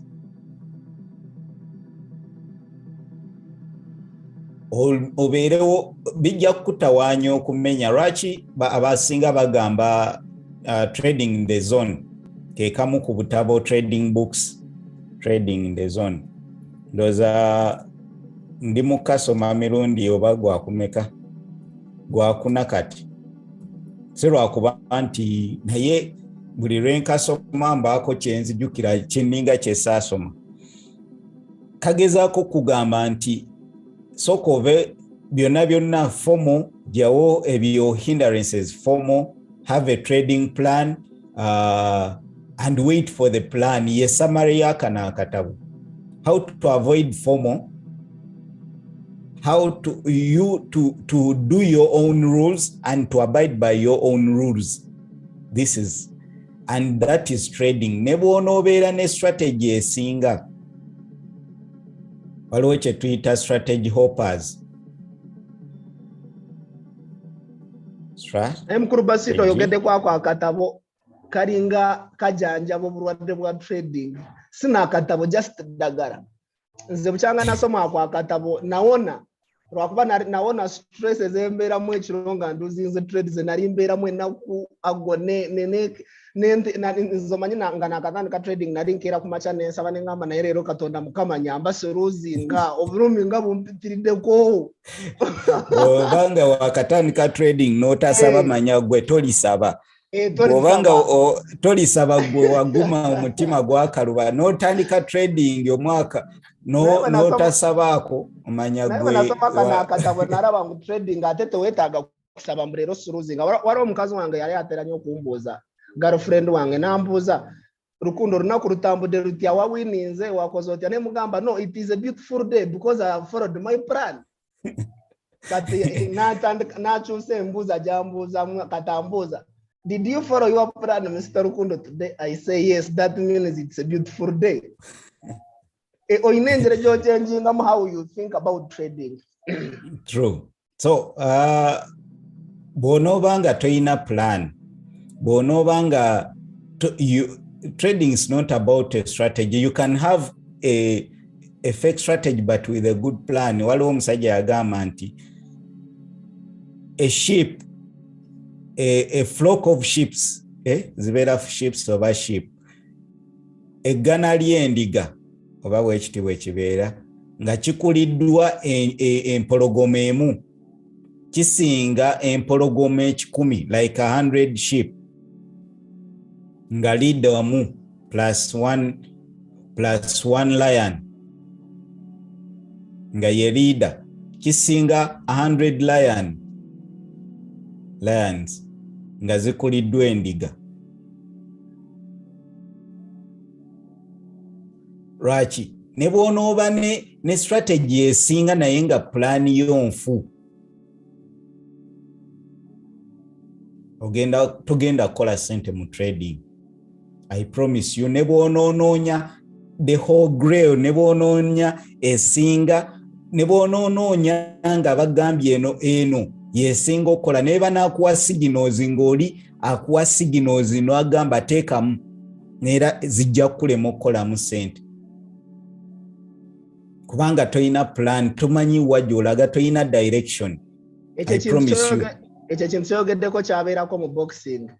Mike Tyson bagamba mu baheavyweight abaali babaddeko ye musajja yali akyasinze okubeera ne skill n'amaanyi n'okukuba knockout zikyasinze nga abamu baali bayingira mu dakiika ne basanga ne ringi nga omuzannyo gwawedde dda nga yabamaliriza. Naye ate waliwo bano aba Klitschko brothers bano aba Ukraine be bakyasinze okuwangula medal, be bakyasinze okudefendinga belt ya heavyweight champion. Naye tebalina skill, naye baali bamanyi engeri gye badefendingamu. Kitegeeza balina plan nga tebanayingira. Babowa nnyo boxing even from 2000 up to 2013 we twafunira Tyson Fury abatera nnyo okufollowinga boxing. Bagibowa nnyo ng'asobola kuyingira mu ringi n'otamukuba point n'emu ye n'akubayo point bbiri n'agadinga face ye n'agadinga point ze babara match negwa ne bamuwa belt n'afuuka world champion nga tasobola n'akuba muntu ngumi 3. yamarako ya defending belt kuva mu 2000 mpaka 2013 nga takubanga almost even ne knockout. naye nga world champion plan ye Yeah. As long as you have a good plan of executing, no manyanti, I'm defending myself. Trading is defending yourself, defending your capital. Nebono oba ne winning strategy nga tomanyi yachagikozesa. Oberanga gwe aine empologoma enyingi empologoma 10 naye nga gwe endiga gwakulembedde. Tomanyi kyakola. So make your own rules. Tetuwali wayagala chovola agundi trading the zone ba concentrating nnyo ku rules.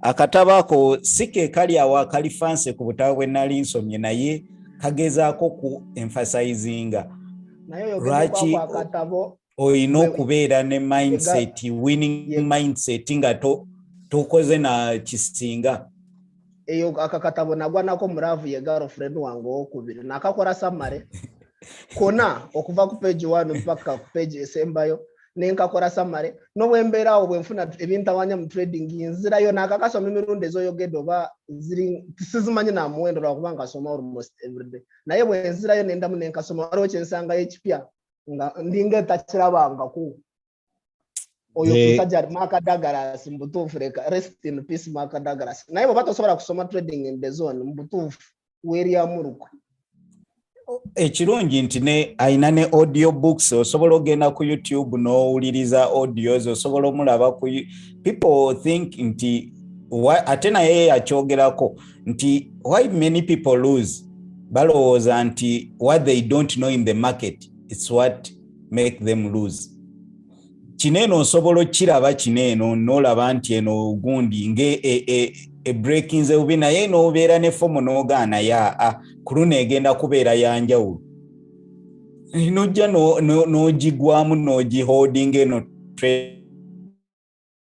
akayingira bwoti nekola ki neryoka ekkirira n'oholdinga drawdown n'oholdinga kyokka ng'okimanyi for me kati now I know eno kando sigiyingirirako ge mateeka gange omusajja mu complete tato trader yagamba burokera ku macha saba katondo mugambe nyamba eno trade jengendo okupressinga mfollowing amateeka gange lwakuba fena accident tuzifuna from that trade eyo trade ndako sawa munana eyo job planning oku trading eyo saba katonda akuyambe ogifollowing n'amateeka. In fact ekyasuula Richard Dennis mu omugwe bagamba akyasinze okukyusa trading mu America oyo wa tato trader buta following amateeka ge kubanga according to even to that book the tato trader bagamba singa ya even amateeka ge yawa abaana be ya training nga sente ze yali trading yazikwata naziba wat yandibadde biliyoni ya abantu gwe batamanyi olw'amateeka ge naye olw'okuba yali alina strategy esinga obulungi ya trend following naye yalema okugobereranga amateeka nga gaabwe tuba tuli mu cruise nga this is how we should cut losses byonna bye yali amanyi byalina okukola byagaana neera na blowing up millions of dollars billions simanyi na meka naye he blow up n'afuuka bankrupt oyo musajja bagamba ate ba student abambe yasomesa be basajja bakyasinze okubeera successful mu trading batatu abamunga paka ye following up plan na following amateeka ga Dennis ge yamuwa kati bambalira almost is clocking in billions of dollars. So it's not about strategy nti eno strategy tekola eno every strategy works if you have a strategy nze kuba trader abasinga bengize kasitoba ne strategy nofuna nomanya kiki ekyokola ekisigadde kumanya ngeri like which plan how to execute that plan naye bw'onoova kweno strategy nodda kweno jatuuka obeere ne Twitter analysis paralysis ng'otuuka ne trade ne bwebanga n'omuntu eyakayiga nagamba enekkirira nga gwogamba ate nakkirira ekyalina okunona eno gundi ekyalina okwambuka waneeno ekyalina okukola bweti buli omu agiraba ekkirira ekyo tukiyita brain exhaustion otuuka ekiseera neweerabira ne spelling y'erinnya lyo tawo boko ye bubi. So ngoli alaba trade ekirira yagamba ekyayambuka kansigalemu ekyayina okudda wanene. Olwokuba you have so many things, confluences oyagala okulaba. So omanyine bweba waliwo emmere gyolya katugongambo tyambo no trade egenda kirire no wansi ngairo waguru wachariyo order block byobora wati. Waliwo kye tuyita food poisoning. Food poisoning bw'olya muwogo kiba kizibu okufuna food poisoning. Naye gwe erya muwogo oli oteekeko emiyembe, olye effene, olye omuceere, bakuwe empuuta, olye ebijanjaalo. Oluvannyuma osembeseyo kasoolo mwoki yasinga okumalako. Badde sikimanyi ekyo. Ogenda funa food poisoning. Emmere nnungi simbi naye otabise buli kika kya mmere kirina asidi buli kimu, kati ogenda lwala olw'okuba ogatta buli kimu okusse, naye nga ne bwandiridde ffene wandikusse, ne bwandiridde muwogo yekka wandikusse, ne like if you eat everything then you get food poisoning. Manya planning, umanye nti bwendaba kineeno I'll do this, bwendaba kineeno I'll do this. Just have a plan. Nze ekyo kyenyinza okugamba, just wait for what you're doing. Lyajaga kale nze eyo nandibadde njingidde olw'okuba alaba kande eringanga muzinga naye ogenda okwekanganga eganyi. Omusajja omu yansanga nga nari muyigiriza mu trading nemulaga guno omusumaali kati bwe gwatandika okwambuka nemugamba bwe gunajja ne breaking eno wansi ngenda guyingira kugenda mu sales, kati bwe gwatuuka eno n'agamba kati bw'oba okimanyi okugenda kudda eno wansi lwaki toyingirira eno n'olya nyingi. Naseka nemugamba gogenda kumalako kweri. Buli omu bweyeebuuza kati waneeno lulinze nandibadde mbayingamu nga ngamba already nabayinze waneeno nga nyongeramu nga nyongeramu waneeno nga ngamba kati bwekomawo ndye nyingi. Jukira wabadde already wamaze dde okugira it can, naye most cases ojja kwesanga nti yeyongera kukkirira. Ate bw'oyongera bw'oba yongera wansi oba watandiseko ekyokugattako newaneeno wansi ojja kugattirayo eno wansi. Neeno oyongera ku addinga waneeno wonna buli lwogira bwoti, buli lwotandika okusitaakinga, tuziyita kusitaakinga kisenge n'ogira buli lwoyongera bwotyo kyobulaba. Nze bwete bwe nablowing account yange yasooka nabutandikanga bw'okusaga nti 0.02 nagenda okulaba nga bwona bw'obugatta bukola nga 5 rot bwe nali ntaddemu. Ate ebyembi ekinyiiza buli wooteeka trade tugeze watadde wano seo ebeeranga ewabeeranga gwataddewo resistance. Weekoma buli lwejja weekoma neddayo bw'oteeka wano buys no stacking wano weekoma neetandika okubeera awo buli lwegezaako okwambuka ng'ekoma awo ng'ekkirira. Tugamba oba nze nkutaddewo resistance. Kibeera mbongo oba katale bwe katambula. Saa zino bw'obeera mu buys wano testoppingira eba ekkirira bukkiriza olaba eyita mu zino resistance zonna nekkirira neeno n'egimenya neeno wansi. Naye ekyo kye bayita retail trading kubanga gwe obiraba bulala nabo baabikolako kati bamanya nti kati waliwo ababayinga waneeno bagamba resistance tugiyiseeko kati naawe n'ogamba bwe tubreakinga wano kanyingire naga kati tubalage nti tuyingidde then tubakomyewo wansi. Kati gwoyongera ku stacking olaba ate buli lwekkirira eti ekuyingira mu byena n'ogaa naye mukama n'oyongeramu nekkirira. Bw'obeera kweno chat eno bw'olaba eyo kandonge break it crosses ne breaking wansi giveemu.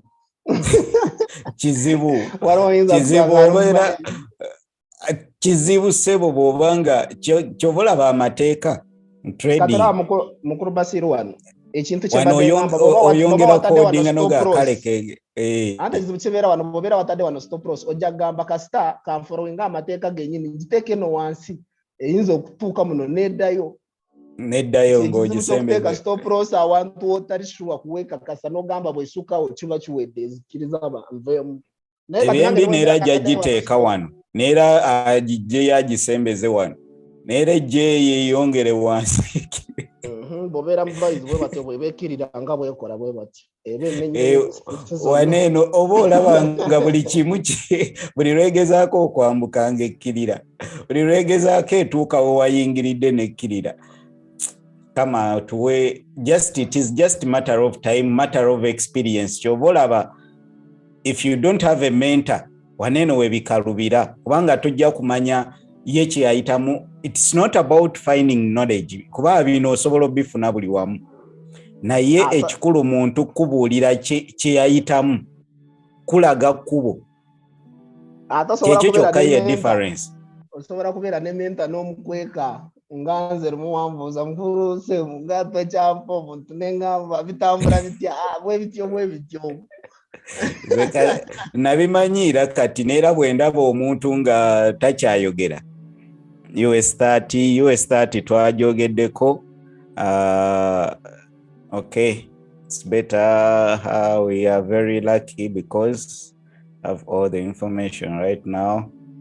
Mukulu Bashir. Okay, so ekyayinjagala okusembayo okuuke. One very important thing I was saying about trading a breakout. At least tulabe candle close above. Yeah. At least get if you're trading a breakout, look for at least 30 minutes. At least sagala nnyo bantu kugenda ku smaller time frames. Naye at least noonya 30 minutes. At least funa 15 minutes. Olabe nga breaking the resistance. Kyekyo kye nnyinza okugamba siyinza kugamba nti gira bwoti. US30 njagamba neera naawe if you don't get, this is what I would do ku US30. Aliwo abadde abuuza US30. If we fail to break here, this consolidation area, mechanical breaking these previous lows,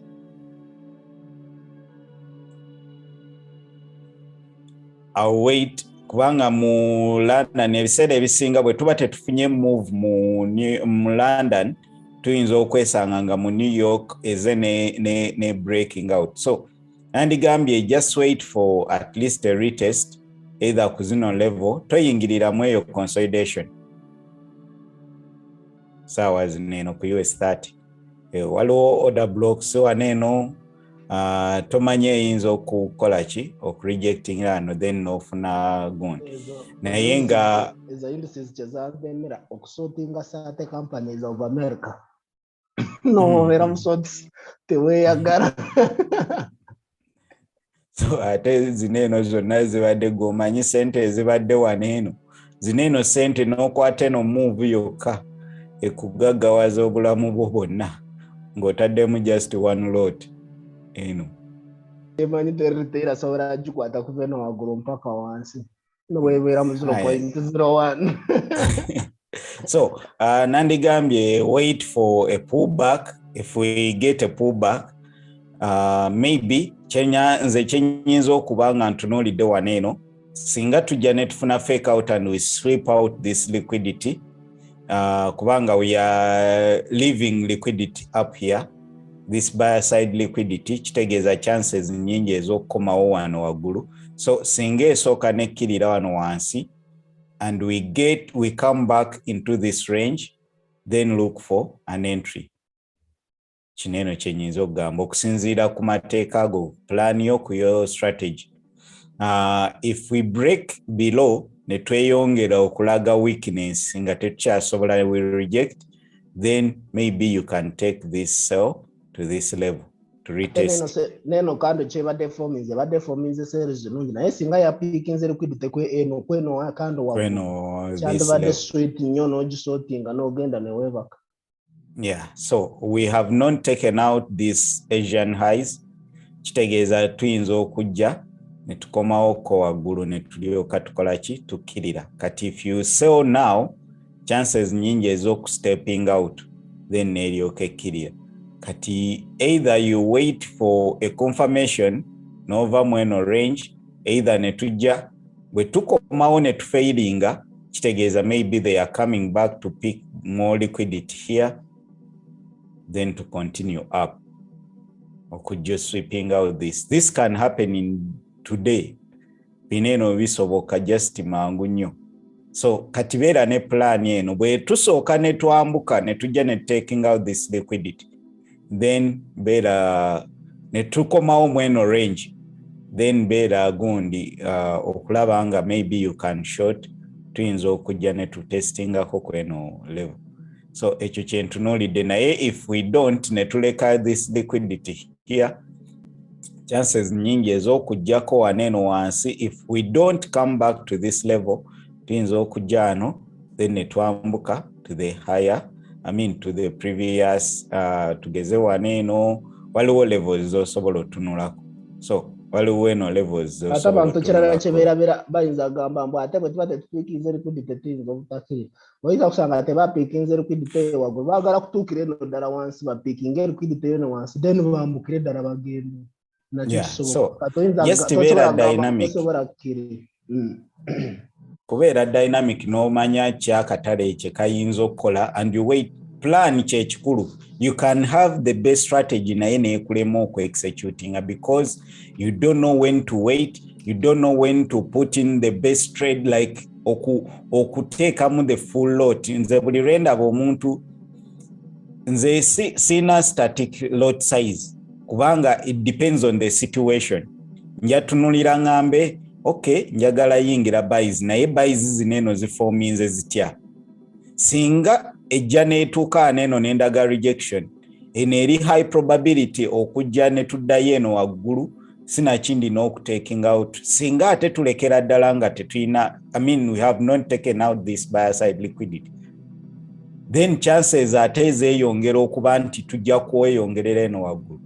Ate tuzze ne mu better level eno level ebadde previous resistance to break inze with imbalance with a what? Another block.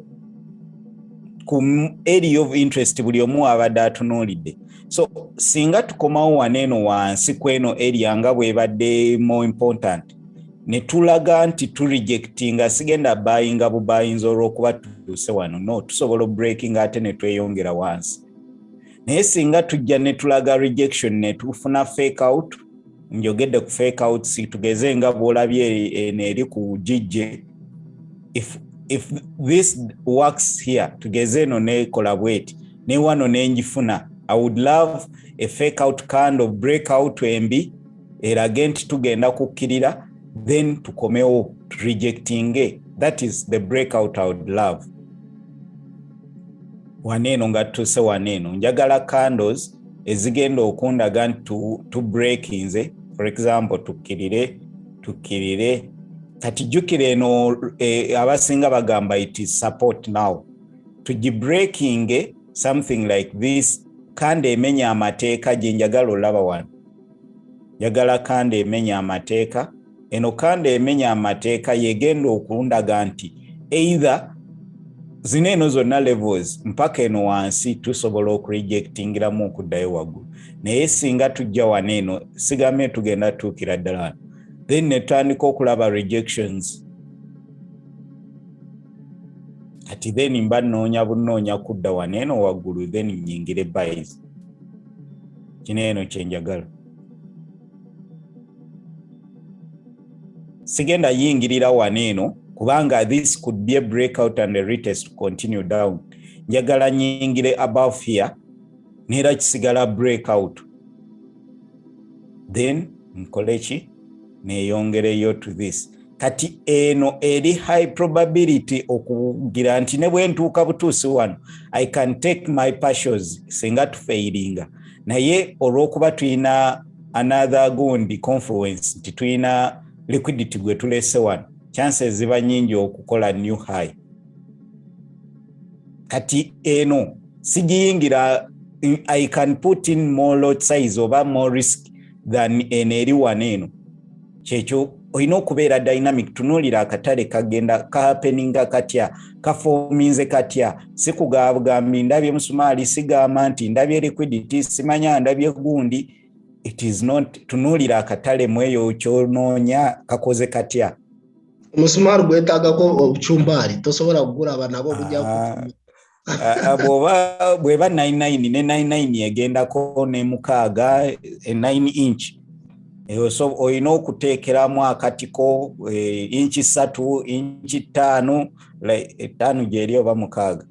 Toyinza kugula misumaali inchi mukaaga ojja gikubisa osereka n'ogula inchi mukaaga yokka.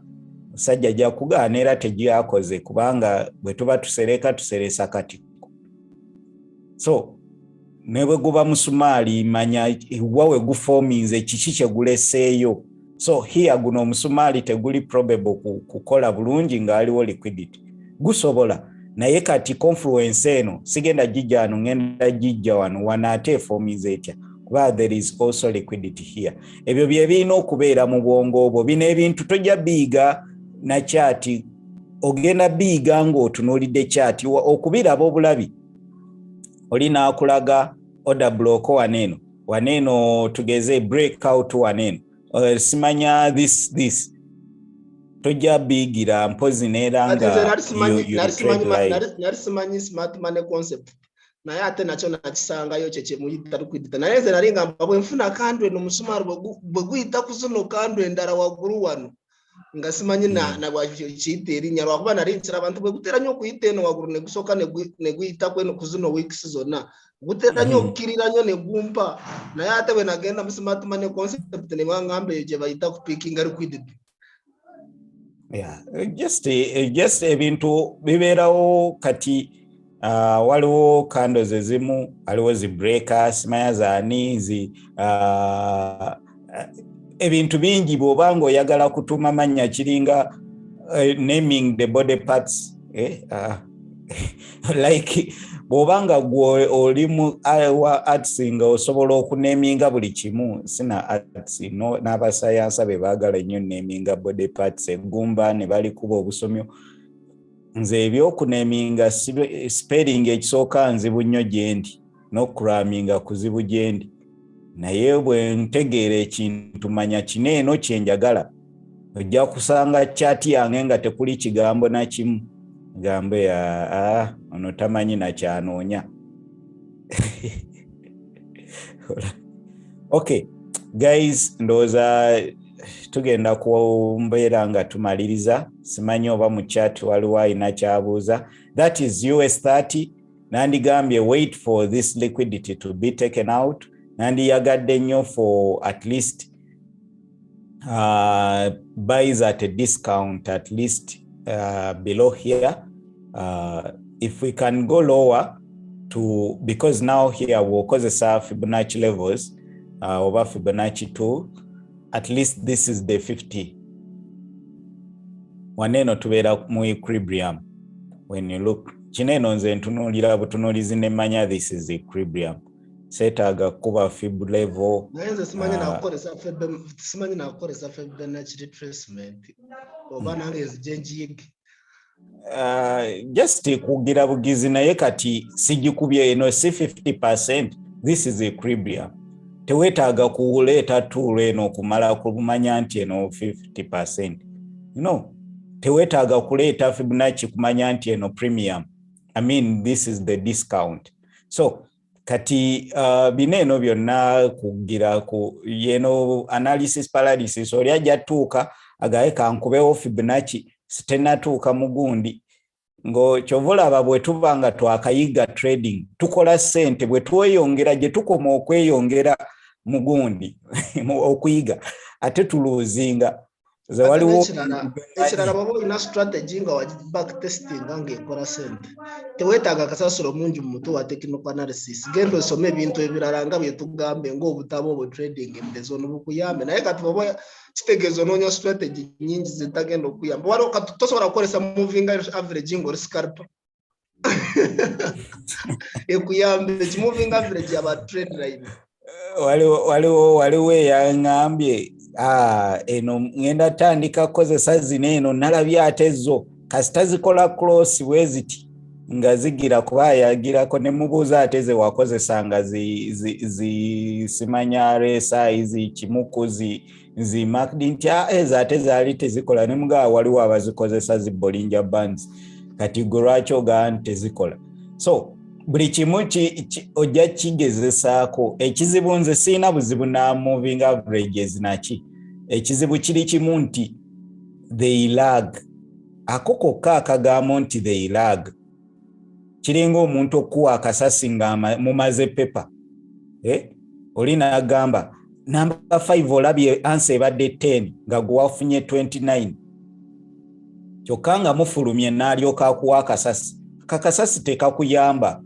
Already kali mabega omaze okukola byokoze tekakuyamba. Nze njagala akasasi akanyambirawo which are candles. So abazikozesa ng'omanyi ozikozesa sigamba nze buli omu kasita abanga amanyi okukozesa kubanga I've seen waliwo gayi gwe nalaba yakola emitwalo 7 ku gondi ku funded account 7 ku mitwalo 2, meaning he had made like 35%. Yeah, 35%. Kati bw'aba akoze 35% ng'akozesa moving averages na MACD, then kitegeeza bikola abimanyi ebyakola ate ng'agikozeseza for over years. Waliwo gwe manyi akozesa Bollinger Bands azikozeseza for over and over and over n'era ye strategy ye azimbiddeko zi AI simanya AI ezo expert advisors bu robot we tuyita bu robot. Buli omu alina strategy. Waliwo bemanya aba fib levels ezo fib tools nga ye waba tagikozeseza. Waliwo zi harmonic patterns.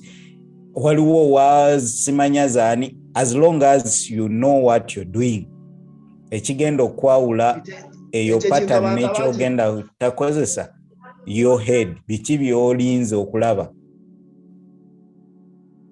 So trading abusere muto no budde bungi ate nga tuli mbirara osanga omuntu anoonya 200 moving average nga scalp oyagala pips 5 oli mu kunoonya average yaki average ya 200 candles bagikozesa sewo buli omu. Nze siina gundi nze ngamba as long as wanene ekikulu si kugira naye kubeera nga tulaba. Nze okuva byonna nabigezesa n'enkozesa zi moving averages zi Bollinger Bands. Nze Ketra channel bw'obanga tokozesanga ku Ketra channel, bw'obanga tokozesa ku babuyita batya waliwo buno parabolic SARS, kitegeeza gwe tokozesanga ku indicators. Ebyo byonna twabikoze parabolic SARS. Nakubanga Ketra channel sigikozesanga na simaina yabakisanga zi sarcastics zonna twazikozesaako naye olaba tubivaako ne tusigaza kuba bunene obulayini twabikozesa. So moving average, embozi ya moving average, embozi ya mawulira gaferi manya John Powell manya chi gona garu mukuno kusumari bwe rejecting wano kitegeeza US30 funya mawulire mabi dora yeyongedde amaanyi embozi yonna gifunire kweno kando muve ku moving average manya zikita wali nze nesimanyi naye ate sobola kukola sente mu katale n'enfuna sente. Yeah, kati tewaliwo this shows me nti hegize tubadde tuli eno twambuka chances nyingi ez'okujja kweno kando. If I know that ngenda kulinda ekyo ndabe. If I'm to take more trades oba okutakinga trade eno simanyi oba egenda kuyitawo oba tegenda yitawo ekkirire kandi negenda bimbulira byonna. Guys, maybe let us continue from here tomorrow. Enkya tugenda kubeera na questions. Jangu n'ekibuuzo kyonna, jangu ne any questions obeeko ky'obuuza kyonna ky'owandyagadde okubuuza oba kibi oba kasita tobuuza kyakuvuma oli musiru, ekyo nakyo kibuuzo. Kati ekyo kibuuzo naye si kiyinza obutakola waneno. So jangu n'ekibuuzo kyonna tugezeeko okulaba nga we have it is a Wednesday questions tubeereko tunyumirwe. We are here to form buli lwobeera eyo mu nzikiza trading anyiga nga oli mu nzikiza oba gwe oli wano oba ne bw'obeera bubeezi ku gundi nze one day waliwo bwe nali ntandika challenge nagaa kanneewe time nkole challenge naye bankuba ne bankuba nengamba kale bulijjo mbeera ku Zoom. By that time we are still on Zoom. Mbeera ku Zoom nenkola sente kyokka ate bwe nvuddeko ate bankubye nnyo nengamba owange byonna bye bimu oba nfunye oba sifunye nenzira ku Zoom kati mmanyi n'abalala bangi oli agamba buli lw'obeera ku stream of missing trades you miss nothing. I promise you, if you know what to do you can't miss anything. I can't even miss a trade lwakuba mbeera nconcentrating nnyo nze buli kyeninda bwe nkiraba mu butuufu siina n'engeri siina nabwembuuza mboba nyingira oba ki. I just execute my trade. Guys, let us meet, trade your plan. Katulabe jije bwa closing then tulabe nze bwatawa mu first 30 minutes entry, then it means I'll wait for Asia. I mean London, New York. So this is what I wanted. Chineno nze chembadde njagala. So kati eno kando singe yambuka nebwe taking out this high nejja ne closing up below this level, I'll be taking a sell. Sija linda mbo ate kyo bachi sija gamba order block simanya biki. I know nti if it comes back enegenda kubeera fake out, eri perfect fake out.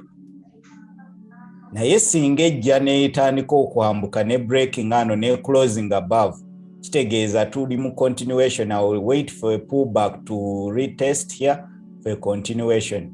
Kyekyo singa a closing neetandika breaking above eno kano ne closing, oba different candles nezitandika closing above like this, netujja netandika okukola bwetti, sigenda yingira buys as long as sinafuna red candle oba down closing candle. Njagala nnyo nfune something like this before I enter, then nfune rejections, then ntandike singa nfunawo waneno kakanda akalala ka down gundi bwe kati, then I'll enter. Chineno chenandyagadde. This is the perfect setup for my break and retest. This. If I get this, naba nengalo. So, entering on the candle, the first candle to make a new high. If we get this, katingenda linde no candle, kande kolechi closing below. Pozinga mwina chemwagala okwogerako, we are going to stop here. Tumalirize kuba tugenda mu volume volume egenda tandika dying out. Tekitegeeza nti tesobola kukkirira kati oba kwambuka kati, naye volume egenda kendeera, meaning they will be waiting, they are leaving room for New York session. Nga gwe bwolinda nti London, New York, if you don't get a trade in London, then manya mu New York oyinzogera good trade. Kuyingira trade nenda bakando ya pips asatu closing computer manya biwedde byange sicharidde volume basajja abaji bazedda baridde dabagenza. True, kubanga they are not buying here, they were buying here. Webuze wabagagga webagirira. Okay guys, mukulu Zaka mpozi ngo inacho yagala okugambayo okwogerako. Nze just neyanza abera naffe nekirala, please don't forget to like the stream. Sure. Kale bibi byange ne abatanaba subscribinga bwoba osobola dayoke mabega zineno stream tetunoonya trade signals, no, tugezaako kulaba nti omwezi ogujja, omwaka ogujja, emyezi 2-3 nga you can do it yourself. In fact nga you can start. I believe we are inspiring other people kutandika YouTube channels mugundi. Banji bali boogera luzungu naye kati now tutandise ojja kutandika olaba YouTube channels ezoogera mu Luganda nga ate they are doing this live streams. I believe mbadde sinalabayo mpaka we twatandika. Why we started this kubanga waliwo that gap. However, I would love to see more ekikulu ku creating a community na bridging awareness abantu bamanye kijja kwanguyira bwogamba omuntu nti ndi trader abasinga balowooza biri awo, it is a joke, tebiina mulamwa. So let us build the community, let us be here ne bwe tuba tetufunye trade, as long as you get something like the stream, share with others, tugezeeko kulaba nga twepushinga. At least guno omwezi our target was 500 subscribers. We are just short of a few number. If you can subscribe and help us, it is okay. Tetubera natuma tetubera nga fenze je nakulira abantu bafe bayine tumaringi sindikira abantu abarara nabo bayige trading tebo no bayiga trading tagenda kutwara ko sente zo wanakatambira miliyoni na trillion za sente muwayige bambi tetubera natuma burgo manyi musindikire link ayige manyi kibeera nebuuza mu kikuubo abantu batunda batya. Olinga omulaba ayina edduuka, ono ayina ebitabo wano, nono ebitabo ayina plastic wano, nono plastic wano, bizigo biki bonna. Naye bakasitoma abo bajja kujja, abanaayagala okukusoma nga baagala obasomese bajja kujja. If you don't share, no one will know that you know. I promise you. Bw'onoobeera n'ettima, waliwo wajja gamba nti gundi yaŋŋambako ku bya trading. Gundi yangambako ku bya trading just wamugabwayi naye nga wali wa mugambye omulala naga naye kangende wa gundi abinnyonnyole bulungi because you were the first person to tell him or her. N'ekirala tetubagamba kubasomesa, bulira ku banno byokola in that bw'onoobanga ofunye ssente bw'ono tebakukwatibwa ttima ne baga katukaloge kubanga bwe kaali kakola ebintu kayagala kubikola byokka. Kati nga singa mukulu basirute yankubira simu nga ndi omukyalo nangamba mukulu rukundo waliwo ekintu ekitambula ne mbuuza ate kiki twafunye kampani endala nangamba nedda bino byaffe twekolera byaffe. I promise you singa mukulu basirute yangamba ku bya trading nandibadde simanyi n'akando nga kando kitegeeza ki. True. So guys, manyi bingi about nga tumaliriza just kikole so that abakuliraanye family yo baganda abo mikwano gyo bw'onooba ovuga TX bw'onooba ovuga BMW eza electronic eza Festo tebakwatibwa nugu kukutega misumaali, tebakukuba ddogo kusanga gundi ku gate yo, no. Kubanga wabagamba ne bagaana bakkiriza ne bakkiriza. That is why we tell others. That's why we do this. So guys, let us meet tomorrow. Have some questions. Gitulage. Mbadde njagala kugula autobiography Range Rover new model 2023. Iyo motoka bambase jivuze omwaka ogujja nja kumanya Range Rover ogisota autobiography Range eyo motoka 2022 yandi njagala jivuge mu 2023 ngeise ko mwaka guno sawaza basigisobora naye njagigura ya 12 auto nalabye negundi kati omanya bayo graphic mbadde simanyi ne bagiyita siri mulungi mu motoka nze nja kuvuga yonna eneebeze gye naagira yonna kanginoonya waneeno auto naye just that students we are still alive.